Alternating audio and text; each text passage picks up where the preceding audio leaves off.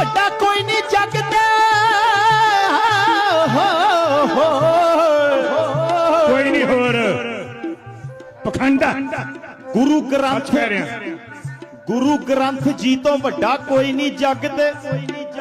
ਆ ਬਾਬਿਆਂ ਨੂੰ ਮੱਥੇ ਲੋਕੀ ਟੇਕੀ ਜਾਂਦੇ ਆ ਉਹ ਝੋਟਿਆਂ ਦੇ ਵਾਂਗੂ ਦੇਖੋ ਕਿਵੇਂ ਫਿੱਟੇ ਪਏ ਆ ਸੰਗਤ ਦਾ ਜਿਹੜੇ ਲੋਕੋ ਪੈਸਾ ਖਾਂਦੇ ਆ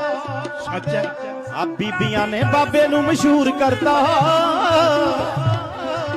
ਕਹਿੰਦੀਆਂ ਪਿਤਾ ਜੀ ਵਿੱਚ ਵਾਲੀ ਸ਼ਕਤੀ ਉਹ ਭੋਰਿਆਂ ਦੇ ਵਿੱਚ ਉਹ ਭੋਰਿਆਂ 'ਚ ਬਾਬੇ ਇੱਜ਼ਤਾਂ ਨਾ ਖੇਡਦੇ ਉਹ ਲੋਕਾਂ ਭਾਣੇ ਭੋਰਿਆਂ 'ਚ ਹੁੰਦੀ ਭਗਤੀ ਹੋ ਭੋਰਿਆਂ 'ਚ ਬਾਬੇ ਇੱਜ਼ਤਾਂ ਨਾ ਖੇਡਦੇ ਉਹ